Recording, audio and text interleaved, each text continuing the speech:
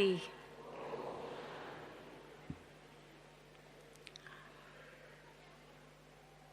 आज का विषय आप सभी को बताया गया। आपकी स्थिति आपके हाथ में, या कहें मेरी स्थिति मेरे हाथ में। पहले तो ये देखना होगा स्थिति किसे कहें। स्थिति माना कैसी भी परिस्थिति हो, उस विपरीत परिस्थिति में भी अंदर की आंतरिक जो हमारी मन और बुद्धि की स्थिति है, या कहें आत्मा की जो स्थिति है, वो कैसी है। हलचल वाली है, अचल अडोल है, एक रस है, मौज में है, कैसी है। उस आधार पर हम कहते इसकी स्थिति अच्छी है या इसकी स्थिति खराब है। तो वर्तमान समय तो प्यारे बाप दादा अभी अभी जो वाणियाँ चलाए हैं इस वर्ष की, इस सीज़न की, उसमें तो हमें प्यारे बाबा ने अपनी कौन सी स्थिति बनाने की हमें प्रेरणा दी है। कौन सी स्थिति? कुछ भी हो जाए, चाहे रोने वाला वायुमंडल हो, चाहे कितना भी दुख दर्द वाली परिस्थिति हो, कितना भी सहन करने की बातें आएं, कितने भी कोई विघ्न परिस्थिति परीक्षाएं आएं, कैसी भी समस्याएं आएं, पारिवारिक कई बातें समस्याएं, स्वभाव संस्कार की, संबंधों की आएं, लेकिन मेरी मन और बुद्धि कैसी रहे? सदा मौज में, मन खुशी में नाचता रहे। अपने मन को हमें चेक करके देखना होगा कि मेरी अंदर की स्थिति कैसी है। कुछ भी कारण बनता है तो मुझे अंदर में, भले बाहर से लोगों को पता पड़े या न पड़े, लेकिन मुझे अपने आप को अपने बारे में समझ में आता है कि मुझे अंदर में दुख होता है, अशांति होती है, दर्द की फीलिंग आती है, चिंता होती है, डिस्टर्ब होते हैं, परेशान होते हैं, या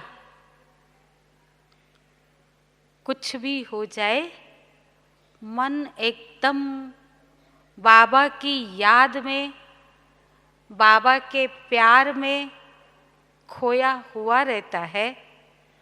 दिल में एक बाबा हर पल समाया रहता है। ऐसा लगता है कि इससे अच्छा कोई जीवन नहीं, इससे अच्छा कोई सुख दुनिया में नहीं। सारा समय मेरे अंदर की स्थिति इतनी सुखमय, खुशी देने वाली, शक्तिशाली, मौज में रहने वाली मुझे अंदर से महसूस होती है। अगर ऐसी महसूस होती है और जरा भी रिंचक मात्र भी कोई अन्य फीलिंग मुझे नहीं आती है, तो हम कहेंगे कि मेरी स्थिति श्रेष्ठ स्थिति है, या जो बाबा चाहते हैं वैसी स्थिति मैं अपनी ला सकती हूँ। क्योंकि प्यारे बाप दादा तो हमें बहुत समय से, कई वर्षों से ये इशारे देते चले आ रहे हैं कि बच्चे, जो भी कुछ होगा कैसे होगा? अचानक होगा, और अचानक आने वाली परिस्थिति के लिए आपको क्या करना होगा? एवर रेडी रहना होगा। और एवर रेडी रह सके उसके लिए क्या करना होगा? तीसरा शब्द भी बाबा ने हमें बताया हुआ है, वो कौन सा है? अचानक, एवर रेडी, और तीसरा बहुत काल का अभ्यास। तो आप देखते हमें कौन सी स्थिति अच्छी लगती है? भले अचानक पेपर आए, आप अंदर से कैसा पसंद करते हैं? कौन सी स्थिति आपको अच्छी लगती? सुकून मिले, है ना? कुछ भी हो, लेकिन मेरी स्थिति ऐसी हो जो सिर्फ मैं न कहूं कि मेरी स्थिति बहुत अच्छी है, लेकिन कौन मुझे सर्टिफिकेट देवे?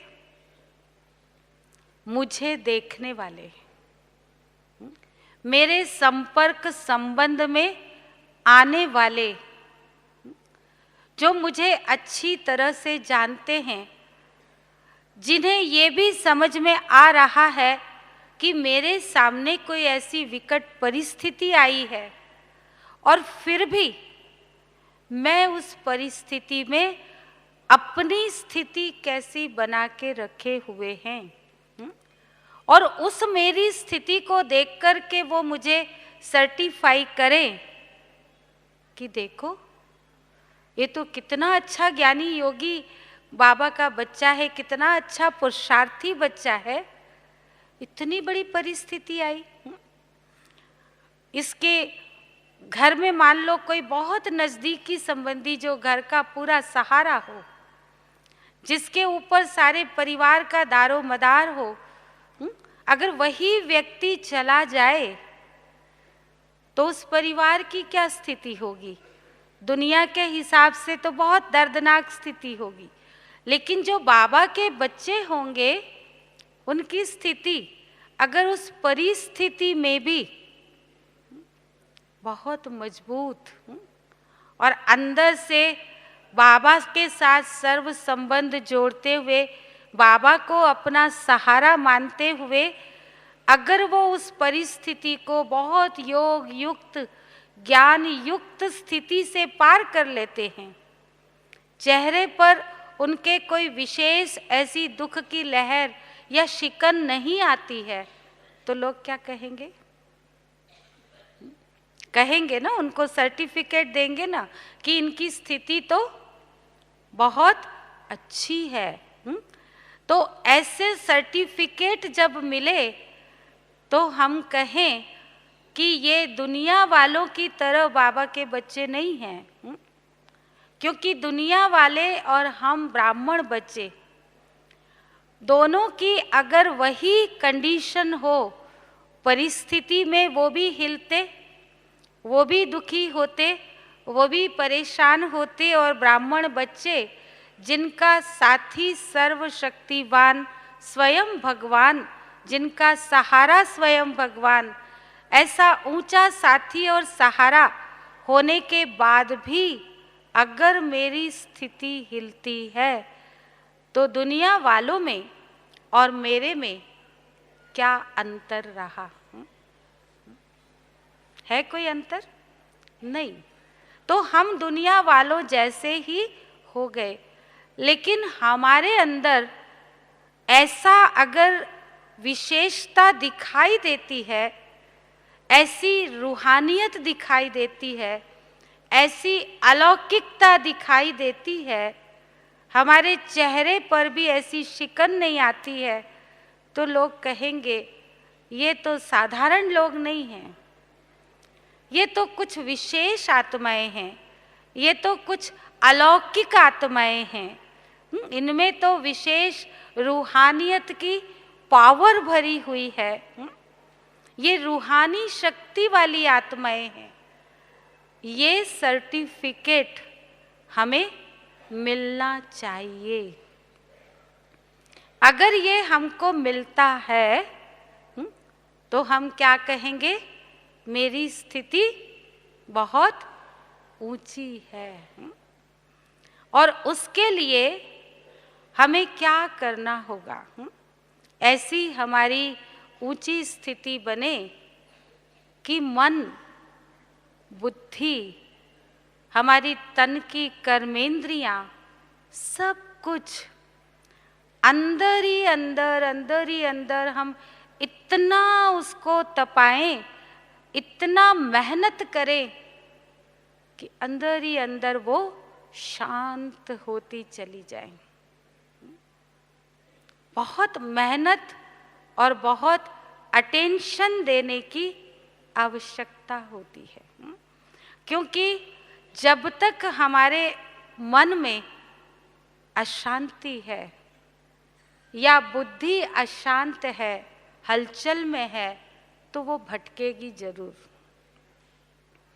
और जहां अशांति है मन में तो व्यर्थ भी जरूर होगा, है ना?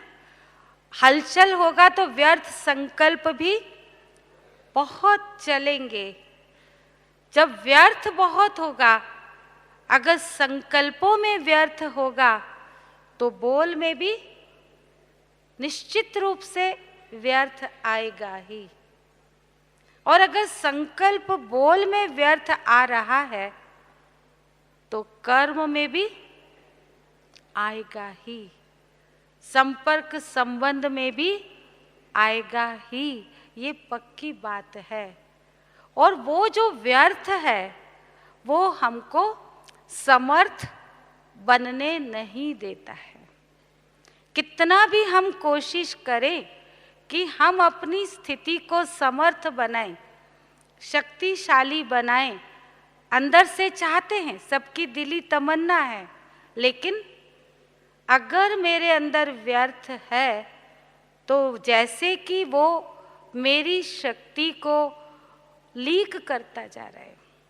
तो मेरी आत्मा भरपूर समर्थ गुणों से बन जाए, शक्तियों से बन जाए, वो बन नहीं पाती, क्योंकि जितना हलचल में होंगे उतनी हमारी शक्ति ज़्यादा यूज होगी। और जितना मन बुद्धि शांत होती जाएगी, कर्मेंद्रियां शांत होती जाएगी, उतनी हमारी शक्ति स्टोर होती जाएगी। इसलिए जब शक्ति स्टोर होगी तब तो भरपूर होंगे ना, तब तो शक्तिशाली बनेंगे, तब तो समर्थ होंगे। और अगर हम केवल खर्च ही करते जा रहे हैं, यूज ही करते जा रहे हैं और इतनी जमा नहीं कर रहे हैं तो क्या होगा? हमारी स्थिति धीरे धीरे कमजोर बनती जाती है। तो इसलिए प्रायः ये देखने में आता है कि हमारी स्थिति को ऊंचा उठाने वाले या गिराने वाली मुख्य दो बातें होती हैं। दो बातें कौन सी है? एक है भावना, दूसरी है भाव। भाव और भावना भी तीन प्रकार की होती है। एक है शुद्ध भाव और भावना, दूसरी है अशुद्ध भाव और भावना, तीसरी है साधारण भाव और भावना। अर्थात किसी भी कार्य के प्रति, जो कार्य हम कर रहे या कार्य करने वाले, कराने वाले व्यक्ति के प्रति मेरी भाव और भावना कैसी है। अगर अशुद्ध भाव और भावना है तो उसका फल कैसा आएगा, और अगर शुद्ध भाव और भावना है तो उसका फल कैसा आएगा। जरूर श्रेष्ठ फल आएगा, समर्थ फल आएगा। और अशुद्ध या व्यर्थ भाव भावना होगी तो जैसा चाहिए वैसा फल हमको मिलेगा नहीं। और साधारण भाव भावना में भले नुकसान नहीं होता, लेकिन हमारा जमा भी नहीं होता, क्योंकि ब्राह्मण माना ही श्रेष्ठ या शुद्ध भाव भावना से सेवा करे। जो सेवा का भाव है वो भी हमारा श्रेष्ठ भाव और भावना वाला हो। अगर वो नहीं है तो हमारा जमा नहीं होता, नुकसान भी नहीं और जमा भी नहीं। तो किस खाते में गया, कोई खाता नहीं गया बना तो व्यर्थ ही गया ना वो।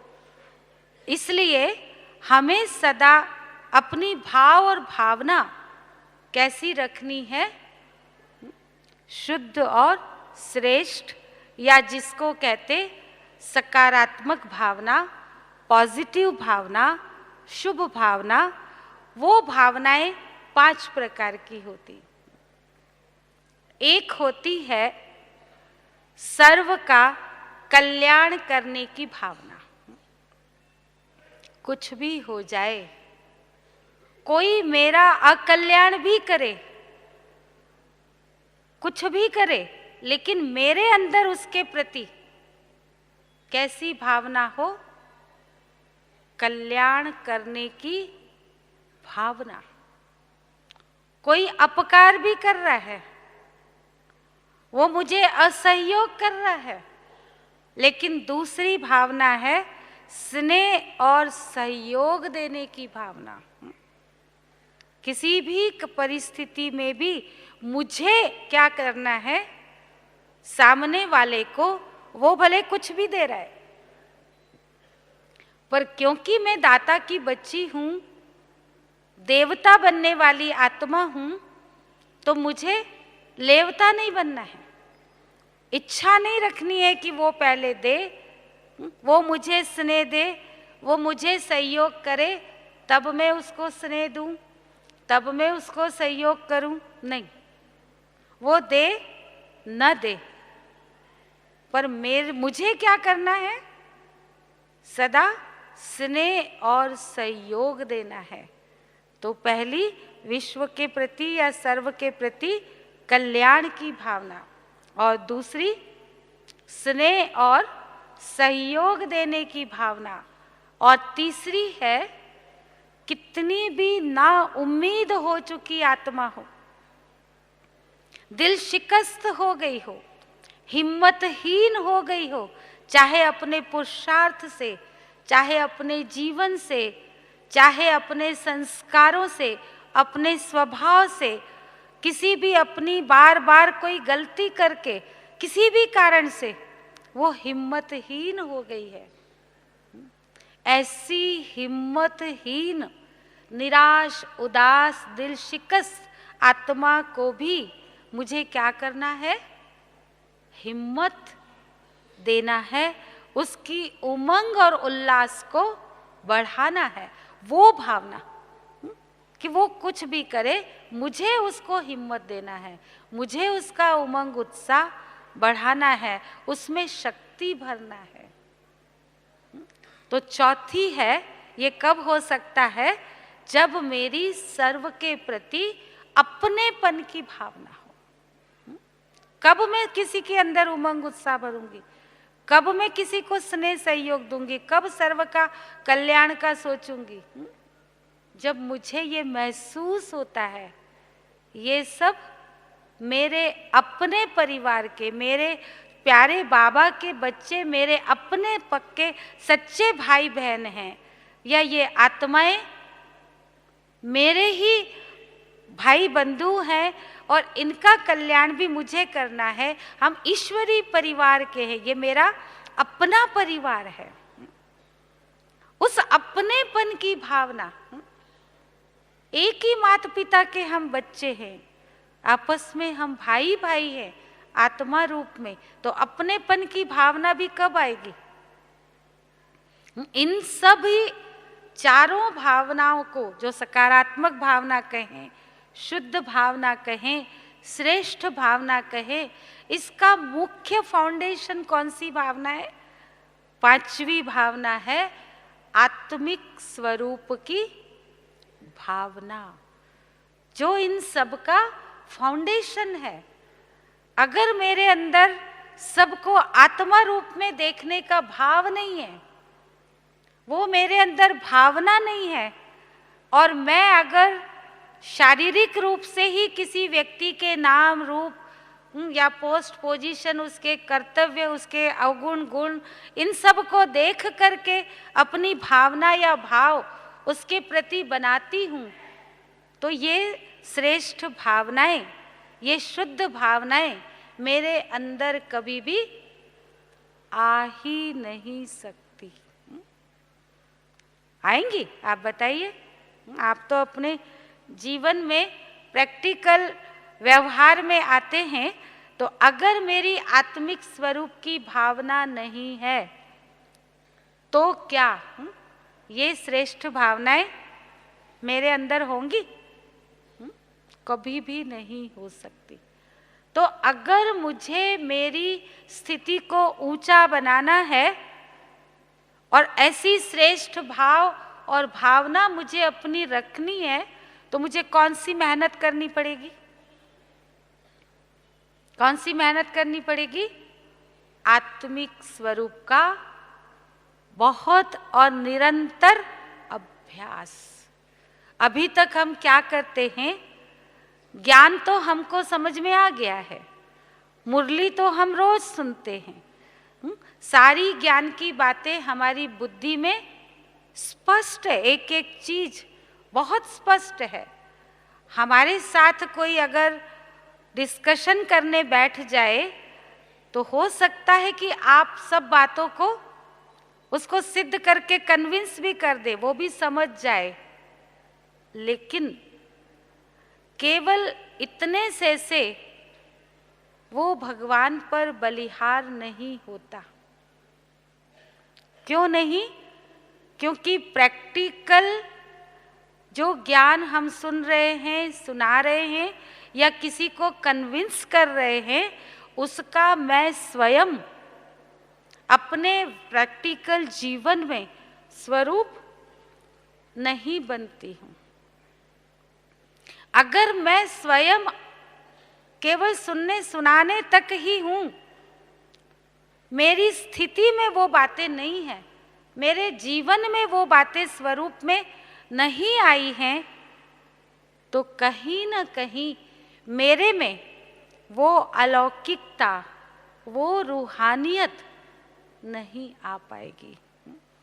तो मेरी श्रेष्ठ और सुखमय जीवन सदा चलती रहे, वो कब बन सकती है? जब मैं बहुत आत्मिक स्वरूप का अभ्यास करूं, तो ही आत्मा के सातों गुण, कौन कौन से गुण हैं, जितना जिसका अभ्यास होगा आत्मा का, उतना ही वो अपने आत्मा के असली गुणों को रियलाइज कर सकेगा और वो प्रैक्टिकल उसके जीवन से झलकेंगे, क्योंकि वो उसके स्वरूप में आ चुके होंगे। अर्थात वो अंदर से उसकी स्थिति कैसी होगी?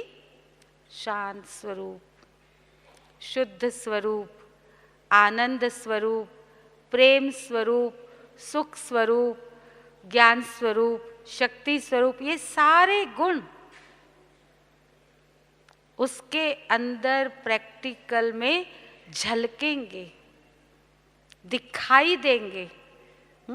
और तब ही जब ये झलकेंगे तो उसको चाहे कुछ भी हो, उसकी भावना सबके लिए अच्छी है, तो कोई कुछ भी कर रहा है, कितने भी रोड़े उसके रास्ते में ला रहा है, कितनी भी बातें उसके लिए बना रहा है, कितने भी कलंक उसके ऊपर लगा रहा है, कितनी झूठी अफवाहें उसके बारे में फैला रहा है, बड़ों के पास उसके बारे में इमेज खराब कर रहा है, ईर्ष्या द्वेष के वश उसको नीचे गिराने की कोशिश कर रहा है, कुछ भी जो दुनिया में बातें होती हैं, वो कुछ भी हो रही हो, चाहे ब्राह्मण परिवार में भी अगर वो हो रही है, क्योंकि विकार अभी कोई एकदम से तो समाप्त हो नहीं गए हैं।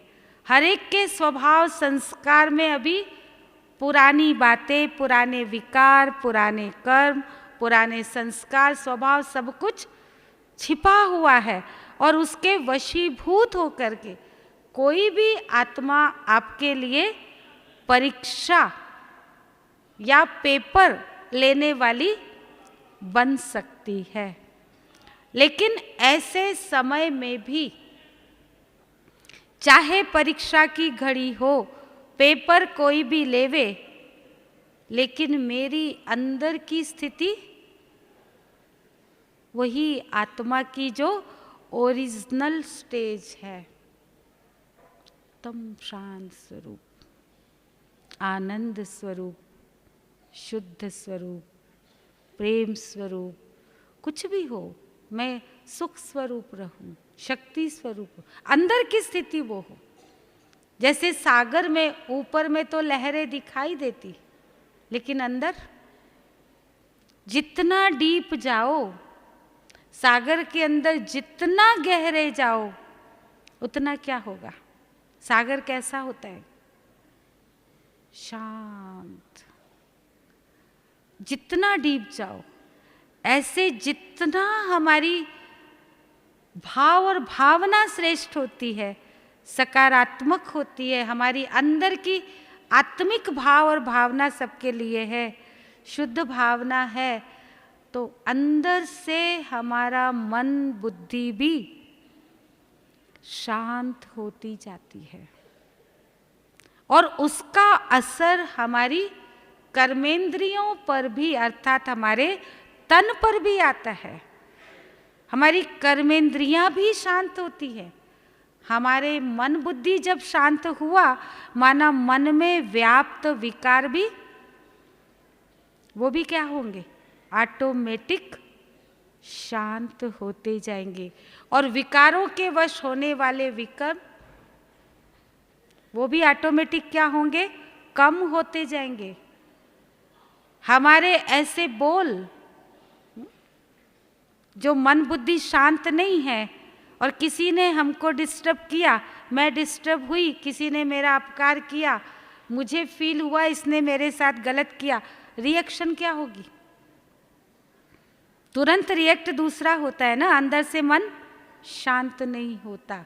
लेकिन अगर मेरा ये अभ्यास अंदर से होता जाए, भावनाएं में अपनी श्रेष्ठ बनाती जाऊं, और सबके प्रति, क्योंकि जैसी भावना होगी किसी के लिए, अगर वो व्यक्ति मेरे सामने आया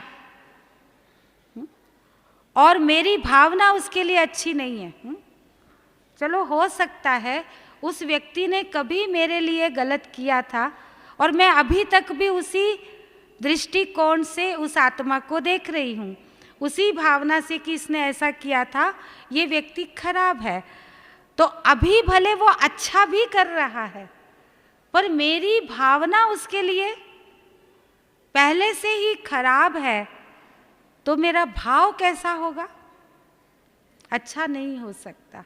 और जैसी मेरी भावना, जैसा मेरा भाव, वैसे ही मेरे संकल्प होंगे, वैसे ही मेरे बोल उसके प्रति निकलेंगे, वैसा ही मैं उसके साथ व्यवहार करूंगी, तो मेरा ये सब बिगड़ता जाएगा।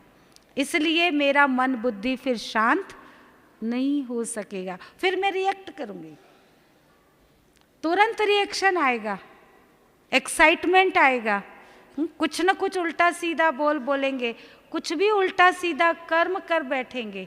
लेकिन वास्तव में हम बाबा के रेगुलर बच्चे हैं, है ना। सभी रेगुलर मुरली सुनते हैं ना, रेगुलर सब योग करते, सारे नियम मर्यादाओं का पालन करते, पर रेगुलर माना क्या? जो बाबा की अमृत वेले उठने से लेकर रात्रि सोने तक हर संकल्प, बोल, कर्म, संबंध, संपर्क के लिए, व्यवहार के लिए, परमार्थ के लिए जो भी श्रीमत हमको दी हुई है उसके अनुसार ही सब कुछ करें, उसको कहेंगे रेगुलर। केवल रोज आने से, सुनने से रेगुलर नहीं।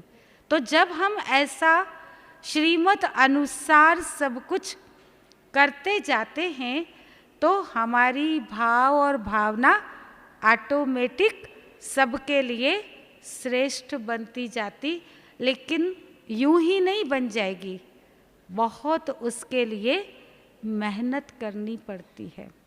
इसलिए एक मुरली में बाबा ने हमको एक इशारा दिया कि बच्चे, कभी कभी कोई कहते हैं कि हम तो बहुत अच्छा ज्ञान नहीं सुना सकते, हमसे इतना अच्छा योग भी नहीं लगता, हमारी प्लानिंग बुद्धि भी नहीं है, हमारे अंदर इतनी कोई क्वालिटी भी नहीं है, इतने गुण भी नहीं हैं, बहुत हम आजकल जैसे सेवा करते ऐसा नहीं कर सकते, तो शायद हमारा नंबर तो विजय माला में आ ही नहीं सकता है।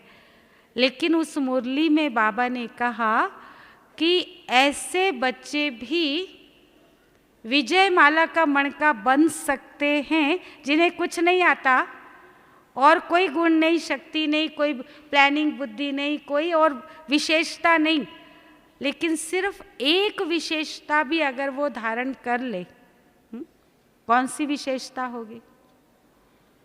बताओ, जो टॉपिक चल रहा है उसी के अनुसार कौन सी विशेषता होगी?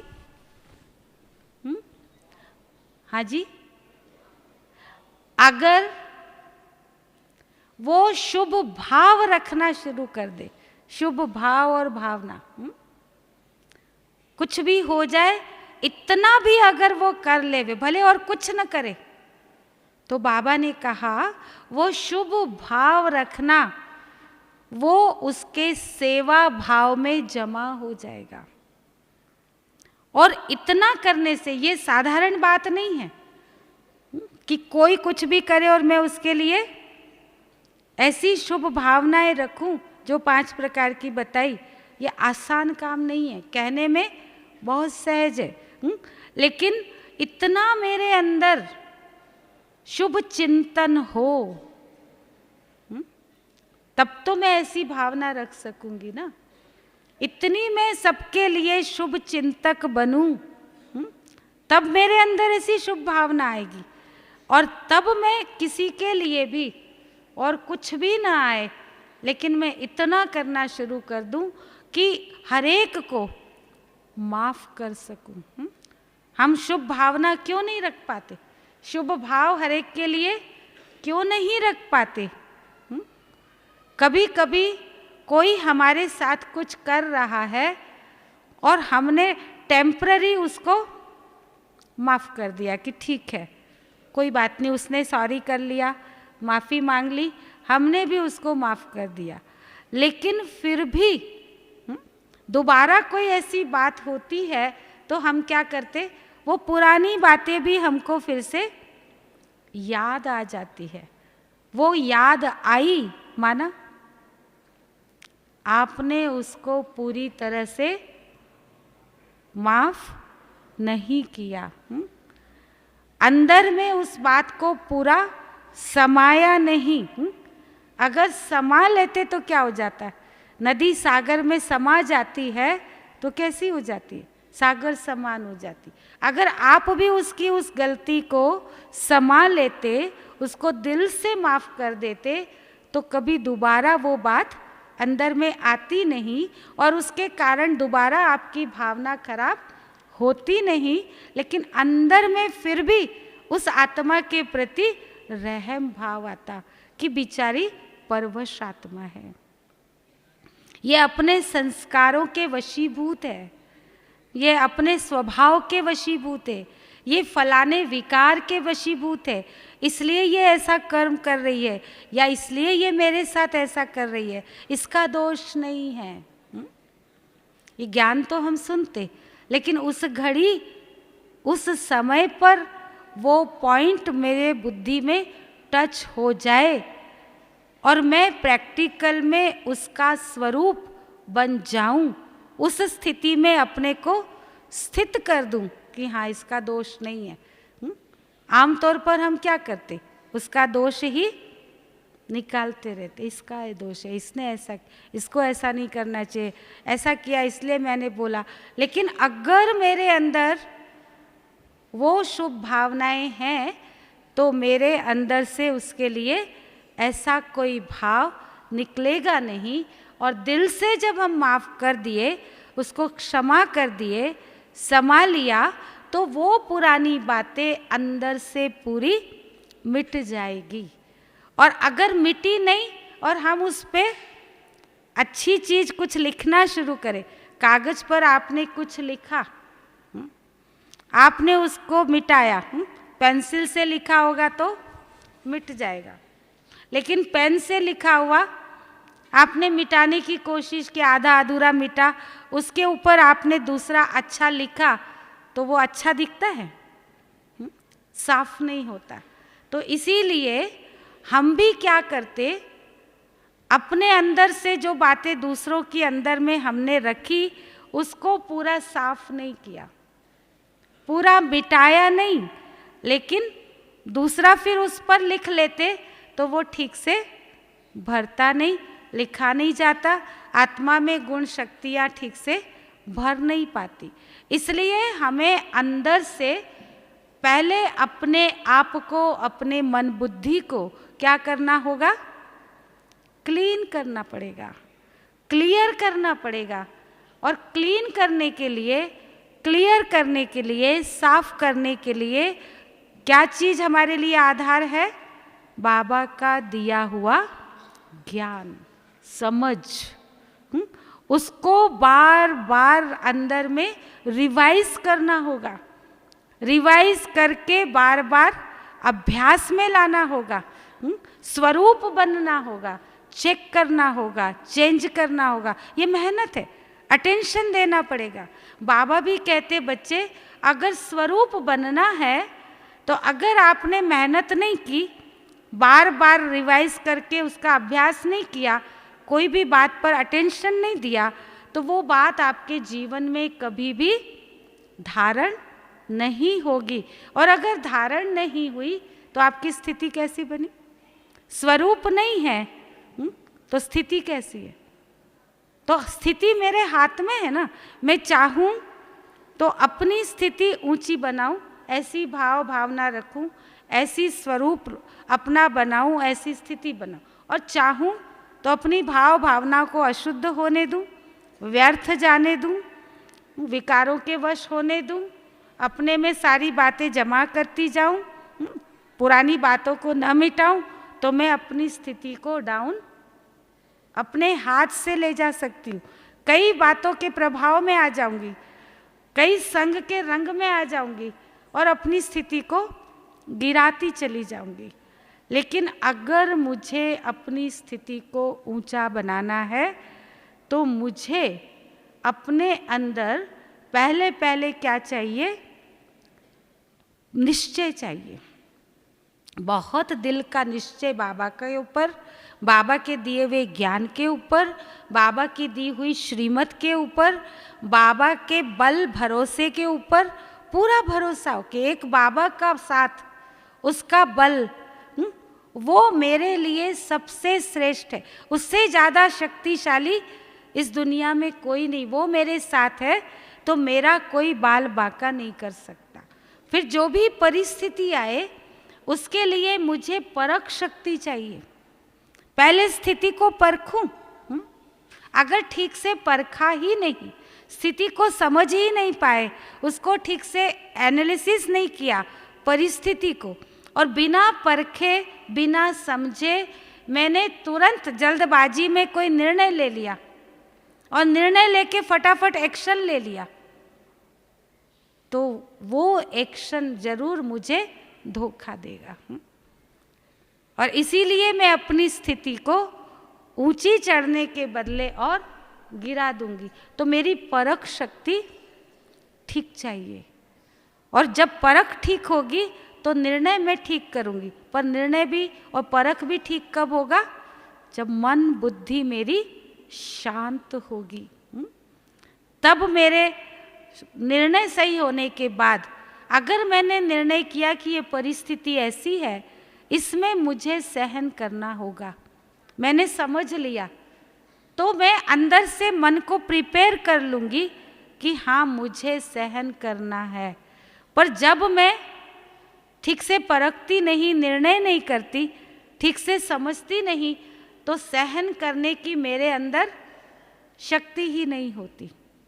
मैं सहन करना चाहती ही नहीं, बल्कि क्या सोचती हूँ, इसके कारण मुझे सहन करना पड़ रहा है।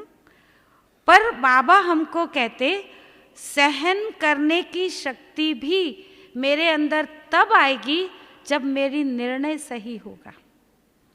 और जब हम सहन नहीं कर सकते तो सहन नहीं कर सकने से पहले परखना नहीं आया, फिर निर्णय करना नहीं आया, फलस्वरूप सहन ठीक से नहीं कर पाते।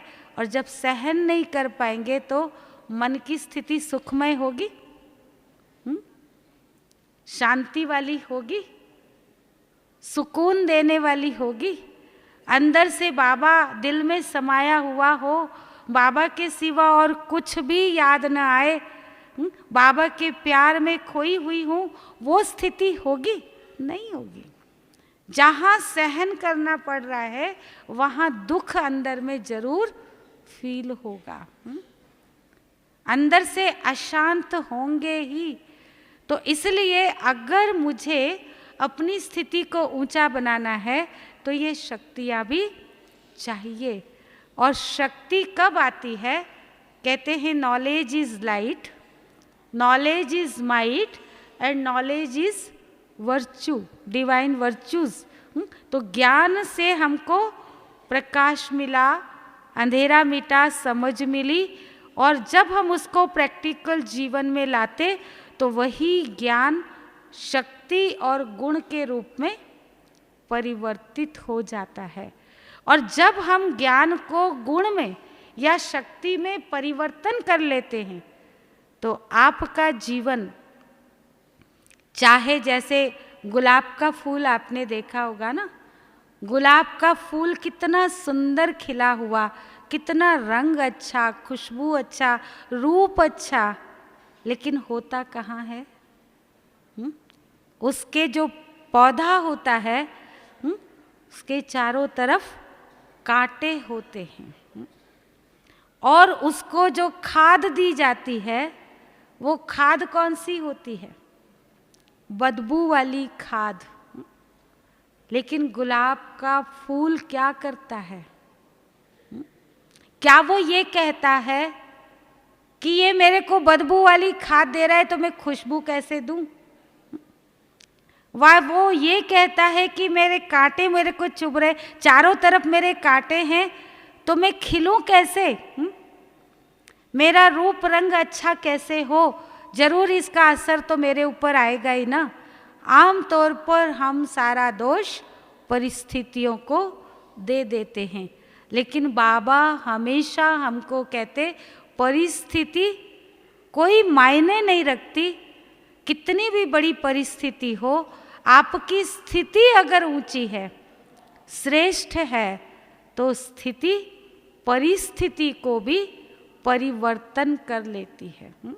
हमारे सामने 18 जनवरी आ रही है और ब्रह्मा बाबा अव्यक्त हुए 18 जनवरी को। ब्रह्मा बाबा का जीवन हमारे सामने पूरा मिसाल है। उन्होंने क्या किया? कितनी परिस्थिति आई, जब से बाबा का तन शिव बाबा ने लिया, कितनी परिस्थितियां उनके सामने आई, लेकिन क्या बाबा ने, ब्रह्मा बाबा, कदम पीछे हटाया? अपमान सहा, सब कुछ छोड़ा, क्या नहीं, कितने कलंक लगे, कितने कष्ट उठाने पड़े, कहाँ इतना किसी चीज़ की कोई कमी नहीं, और कहाँ उसको बेगरी पार्ट भी कुछ भी नहीं, कितना उसको परिस्थितियों से गुजरना पड़ा, कितना बादशाह था वो अपने उसमें, क्या कमी थी, लेकिन कहाँ ऐसी स्थिति से भी गुजरना पड़ा। अकेले नहीं, इतना बड़ा अलौकिक परिवार को उसकी जिम्मेवारी के साथ, लेकिन क्या ब्रह्मा बाबा हिले? क्या उनकी स्थिति हिली? कितनी रूहानियत, कितनी अलौकिकता, कितना अशरीरीपन, कितना शुद्ध वाइब्रेशन उनके द्वारा अशरीरीपन का, चुंबकीय आकर्षण, जो कोई देखने से ही, उनके नज़दीक आने से ही अपने दुख दर्द को भूल जाते थे। तो वो जो स्थिति बाबा ने बनाई, तो उन्हीं परिस्थितियों में ही अंदर अपना अभ्यास करके बनाई। ये नहीं कहा कि परिस्थिति आई तो मैं नहीं बना सकती। परिस्थितियों में रहते हुए स्थिति को हिलने नहीं दिया। ये अंदर ही अंदर गुप्त मेहनत, अटेंशन दे करके, ज्ञान की बातों को यूज़ करके, प्रैक्टिकल में बार बार अभ्यास करके उन्होंने अपनी स्थिति को ऐसा बनाया। तो हम कहें कि ऐसे ही हमारी स्थिति बन जाएगी, ऐसा नहीं है। अगर मुझे मेरी स्थिति ऊंची बनानी है तो मुझे परिस्थितियों को दोष नहीं देना, किसी व्यक्ति को दोष नहीं देना, किसी भी कारण को दोष नहीं देना, लेकिन ब्रह्मा बाबा की तरह पूर्ण रीति से समर्पण भाव अंदर में लाना होगा। पूरी तरह से देह में रहते, सबके साथ होते हुए न्यारे और प्यारे अपने आप को बनाना होगा। न्यारा माना देह में रहते, देह के कर्मेंद्रियों से कर्म करते, अंदर से मेरी स्थिति कैसी है, करने वाली कौन? कर्मेंद्रियां कर रही हैं, लेकिन कराने वाली कौन? आत्मा शरीर से अलग। वो न्यारे होकर के, इसी को रूहानियत कहते, इसी को अलौकिकता कहते। और जब वो हमारे अंदर आती है तो ऐसी आत्मा की दृष्टि, उसके नैन, उसके चैन, उसकी वृत्ति, उसके वाइब्रेशन, उसका वायुमंडल, सब रूहानियत भरा, बहुत अलौकिक छाप देने वाला, आकर्षण करने वाला, मिलने से ही, वाइब्रेशन से ही एक छाप लग जाती, अनुभूति कराने वाला। वो जो बाबा चाहते हैं, जो अभी लेटेस्ट बाबा की मुरली जो चली थी, बाबा हमारी स्थिति वैसी चाहते हैं।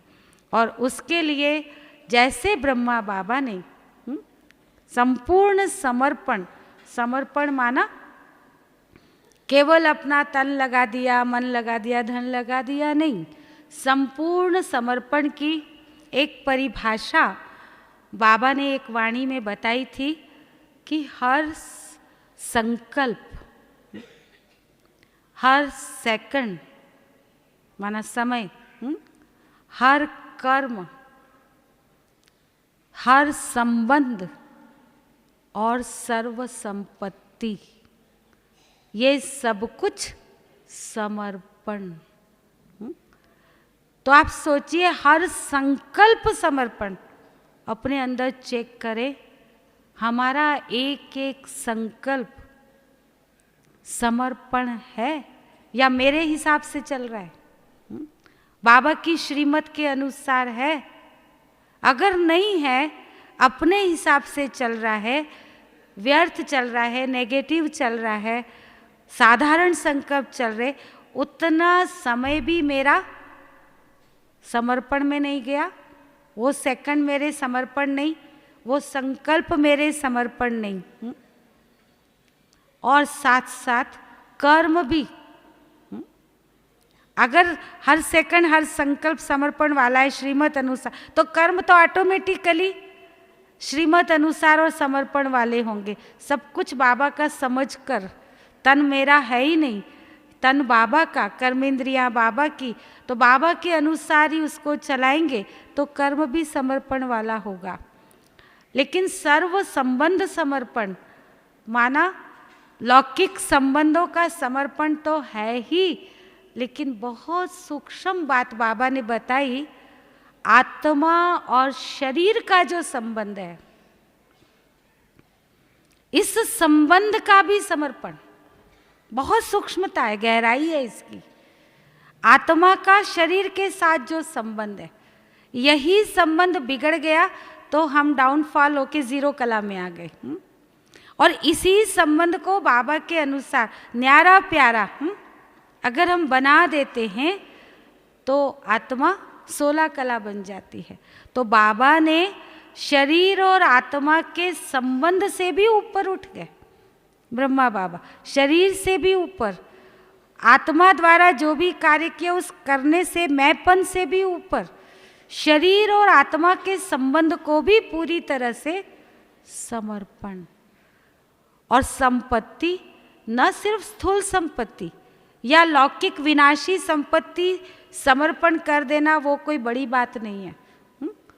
कोई के लिए वो बड़ी बात हो सकती है, लेकिन बाबा हम बच्चों को कहते स्थूल संपत्ति समर्पण कर देना भी आसान है, लेकिन बड़ी बात है बाबा के द्वारा प्राप्त जो अविनाशी संपत्ति हमने जमा की, आत्मा के अंदर जो अविनाशी खजाना हमने भरा, अविनाशी संपत्ति जमा की, सुख शांति आनंद पवित्रता शक्ति की, उस शक्ति को, उस शांति को, उस पवित्रता को, उस खजाने को भी दूसरों के प्रति लगा देना सेवा में, उस संपत्ति को भी समर्पित कर देना।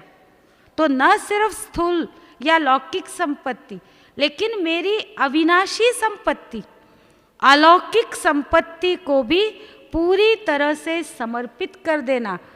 किसी भी आत्मा को सहयोग देने में, उसका जीवन बनाने में, उसको ऊंचा उठाने में, उसका कल्याण करने में, जब इन सभी प्रकार से चारों तरह से हम समर्पण करें तो कहेंगे संपूर्ण समर्पण। तब हमारी स्थिति ब्रह्मा बाबा की तरह अव्यक्त भाव और भावना वाली फरिश्ता स्थिति बन सकती है। तो ऐसी स्थिति बनाना हमारे अपने हाथ में है। हम जैसी भाव और भावना रखेंगे उसी आधार पर हम अपनी स्थिति को ऊंचा भी बना सकते और नीचे भी ले जा सकते। इसलिए अपनी शुभ भाव और भावना से हम विजय माला के मणके भी बन सकते हैं।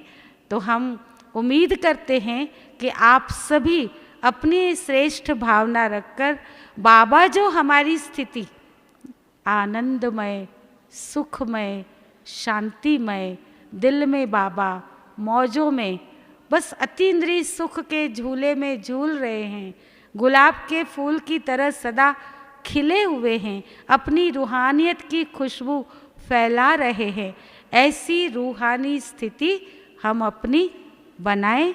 ओम शांति।